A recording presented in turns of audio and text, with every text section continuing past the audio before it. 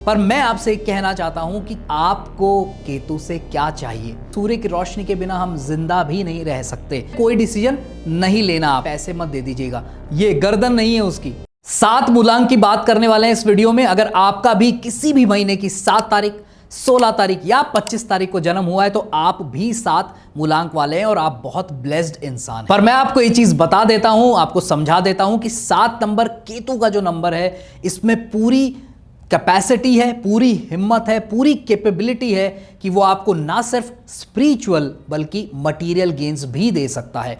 Depend करता है कि आपको केतु से क्या चाहिए, आपकी रिक्वायरमेंट क्या है, आपका इंटेंट क्या है कि मुझे ये चीज़ चाहिए लाइफ में, तो केतु आपको उस तरफ ले जाएगा। हाँ, स्ट्रगल्स हर इंसान की लाइफ में होते हैं, मेरी भी लाइफ में है, आपकी लाइफ में भी होंगे, सबकी लाइफ में होते हैं, किसी के कम किसी के ज़्यादा। तो उसके लिए हम एक पर्टिकुलर नंबर को नहीं दोष दे सकते।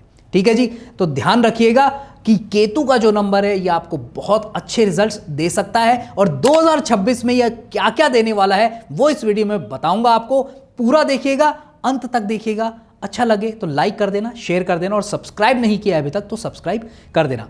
हरे कृष्णा, मैं हूं अतुल्य निमाईदास, मास्टर न्यूमरोलॉजिस्ट एंड एस्ट्रोलॉजर, और अनलॉक न्यूमरोलॉजी के इस नए वीडियो में आप सभी का स्वागत करता हूं। तो ये पॉइंट्स आपके सामने लिखे हुए हैं, इन पॉइंट्स के बारे में एक एक करके हम बात करेंगे कि 7 मूलांक अगर आपका है तो 2026 आपको क्या देगा। 2026 का टोटल आता है 1, जो कि सूर्य का नंबर है। अब सूर्य है, केतु है, एक तरफ राजा है, एक तरफ एक आध्यात्मिक इंसान है। हालांकि कहते हैं कि ये राक्षस है, दैत्य था, तो क्या कॉम्बिनेशन देगा, क्या रिजल्ट देगा। अगर हम कुंडली की बात करते हैं, हॉरोस्कोप में सूर्य और केतु जब साथ बैठ जाते हैं तो उनको ऐसा कहते हैं कि ग्रहण लग गया है, प्रॉब्लम हो गई, सूर्य को उसने कम कर दिया है। परंतु यहाँ पर आपको सूर्य क्या रिजल्ट देगा वो बात करते हैं एक एक करके। पहली बात करते हैं इफेक्ट की। इफेक्ट मतलब नेचर क्या है, 7 नंबर का नेचर क्या है। केतु स्पिरिचुअल प्लैनेट है, ठीक है, तो आपको स्पिरिचुअलिटी देता है। यहाँ सूर्य, क्योंकि सूर्य समस्त ग्रहों का राजा है, उसके बिना कुछ नहीं हो सकता। सूर्य की रोशनी के बिना हम जिंदा भी नहीं रह सकते।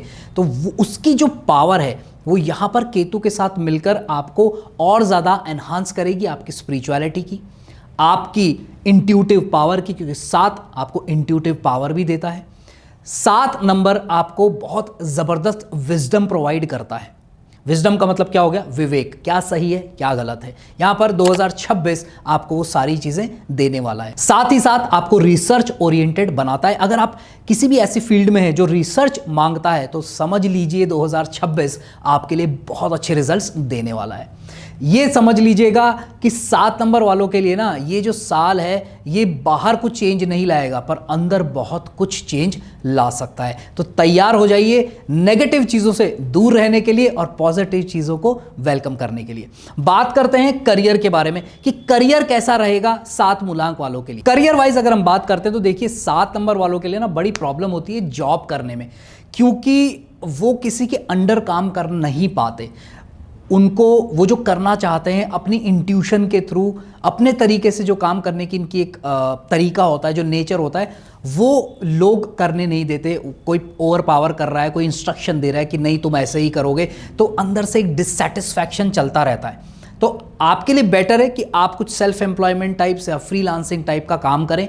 रिसर्च ओरिएंटेड काम कर सकते हैं, ऑकल्ट साइंसेस का काम कर सकते हैं, एस्ट्रोलॉजी, न्यूमरोलॉजी, इस तरीके की फील्ड में जा सकते हैं। एजुकेशन लाइन में आप जा सकते हैं। पॉजिटिव जो तंत्र विद्या होती है वो सीख कर आप काम कर सकते हैं। पूजा पाठ में जा सकते हैं। स्पिरिचुअल नॉलेज के बारे में लोगों को बताना, समझाना, किस तरीके से अपनी लाइफ में इंप्लीमेंट कर सकते हैं, ये चीज़ें आप बता सकते हैं। साथ ही साथ आप राइटिंग के फील्ड में जा सकते हैं, डेटा एनालिसिस के फील्ड में जा सकते हैं, डिजिटल लाइन के अंदर भी आप अपने करियर को बना सकते हैं। आपके लिए यहां छोटी सी एक वार्निंग देना चाहूंगा, करियर से रिलेटेड बिना सोचे समझे एनालिसिस किए अपनी जॉब छोड़े ना स्विच करें।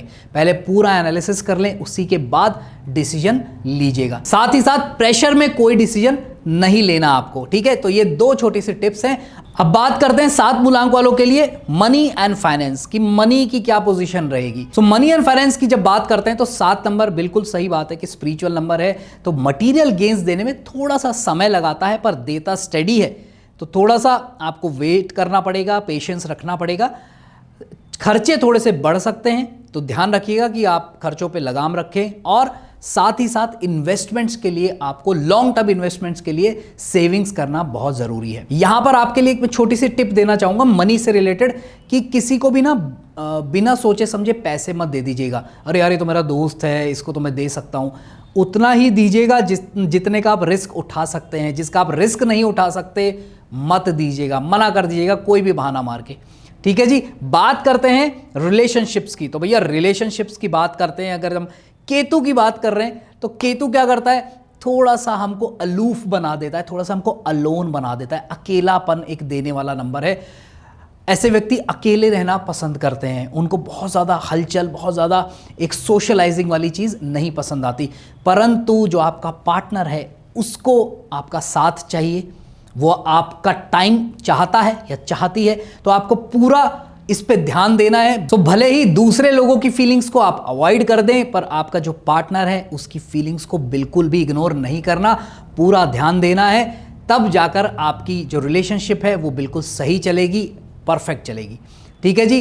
बात करते हैं यहां पर हम हेल्थ की, कि हेल्थ क्या रहने वाला है। देखिए 7 नंबर जो है ना वो सिर्फ धड़ है, केतु का सिर्फ धड़ है, उसका ऊपर का ये मुंडी नहीं है, ये गर्दन नहीं है उसकी। तो ऐसा इंसान क्या होता है जो किसी को देख नहीं सकता, सुन नहीं सकता, सूंघ नहीं सकता, वो थोड़ा सा बेचैन रहता है। तो एंजाइटी इश्यूज आपको रह सकते हैं इस साल में, तो आपको ध्यान रखना है। मेडिटेशन जितना ज़्यादा आप करोगे उतना ज़्यादा एंजाइटी, स्ट्रेस से आप दूर रहोगे। नर्वस सिस्टम भी आपका थोड़ा सा ब्रेकडाउन हो सकता है, मतलब कि ऐसा नहीं होगा कि आप मर जाओगे। कहने का मतलब ये है कि थोड़ा सा न्यूरोलॉजिकल प्रॉब्लम आपको हो सकती है, उसका भी आपको ध्यान रखना है। तो जितना ज़्यादा स्पिरिचुअल रहेंगे, मेडिटेटिव रहेंगे, उतना ज़्यादा आपको हेल्प मिलेगा हेल्थ इश्यूज़ के अंदर। और सबसे इंपॉर्टेंट क्या है, डिजिटल डिटॉक्स रहना होगा। मोबाइल फ़ोन, लैपटॉप, इनसे जितनी ज़्यादा दूरी बनाएंगे उतना ज़्यादा आपके लिए बेहतर होगा। सिर्फ काम से काम रखिएगा। अब बात करते हैं वार्निंग की, कि आपके लिए वार्निंग क्या है। देखिए 3 वार्निंग्स आपको दूंगा, इनको आपको 3 पॉइंट्स को ध्यान रखना है। पहला पॉइंट ये है कि आपको अपनी जो इंट्यूशन है उसको इग्नोर नहीं करना। जो आपकी फर्स्ट इंट्यूशन जो आ रही है किसी भी चीज़ को लेकर, उसको बहुत ध्यान से आपको इंप्लीमेंट करना है कि नहीं, मुझे पहला ये इंट्यूशन आ रहा है, मैं ये करूंगा या नहीं करूंगा। दूसरा ये है कि आइसोलेशन को एस्केप ना बनने दें। कोई भी चीज़ आ रही है और मुड़ करके नहीं मैं तो अकेला जाके बैठ गया, नहीं, आपको उसको फेस करना है, चैलेंज की तरह लेना है और उससे लड़ना है, और फिर आपको सक्सेस पाना है।